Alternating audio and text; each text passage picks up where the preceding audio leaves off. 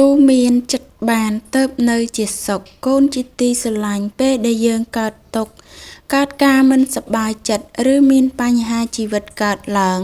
វិធីដោះស្រាយដែលល្អជាទីបំផុតហើយចាំបាច់ត្រូវឲ្យសម្រេចជាដំបូងគឺការទូមានចិត្តយើងត្រូវទូមានចិត្តឲ្យបានជាមុនសិនទើបបន្តទៅដោះស្រាយបញ្ហាផ្សេងតាមក្រោយ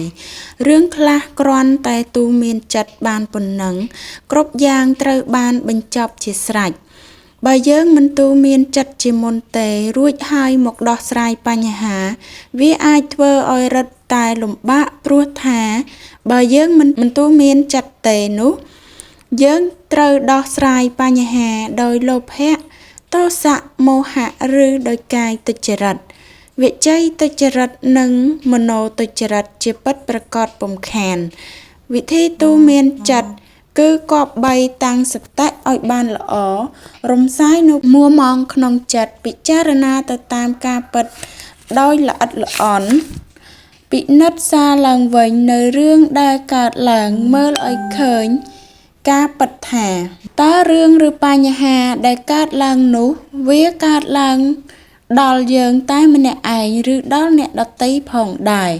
គិតមើលឃើញអ្នកដទៃខ្លះគេមានបញ្ហាធំដុំធ្ងន់ធ្ងរជាងយើងទៅទៀតដែរទេហើយរឿងបែបនេះវាជារឿងប្រក្រតីធម្មតានៃគ្រប់ជីវិតមែនឬមិនមែនបើយើងគិតទៀងទាត់ពិចារណាសពគ្រប់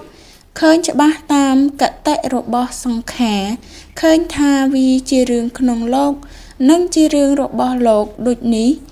ឈ្មោះថាមើលឃើញសក្តីពិតលុះដល់បានជួបនៅសក្តីពិតដោយខ្លួនឯងហើយ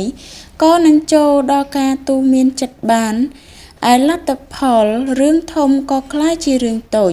ចំណែករឿងតូចក៏คล้ายទៅជាមិនមានរឿងហើយយើងក៏បានសប្បាយចិត្តព្រោះអាចដោះស្រាយបញ្ហាបានដោយគំនិតនិងសតិបញ្ញារបស់ខ្លួនកូនអើយដែលទុកកង្វល់នោះវាកើតឡើងក្នុងចិត្តព្រោះចិត្តនឹងឯងព្រមទទួលហើយប្រកាន់ទុក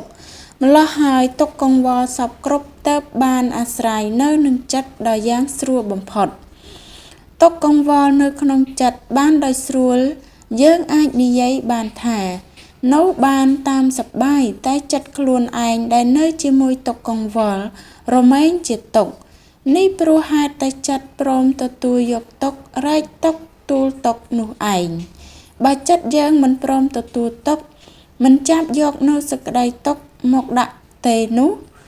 តើចិត្តយើងនឹងជាទុក្ខបានដូចម្តេចទៅតាមពិតពាក្យថាទូមានចិត្តគឺចម្រើនបញ្ញាឲ្យមានក្នុងចិត្តនោះឯងបើចិត្តអត់បញ្ញាគឺដូចពាក្យថា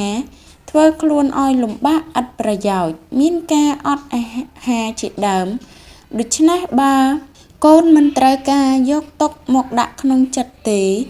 កូនត្រូវវឹកហាត់ឲ្យមានបញ្ញាដើម្បីទូមានចិត្តឲ្យបានកុំខានឡើយ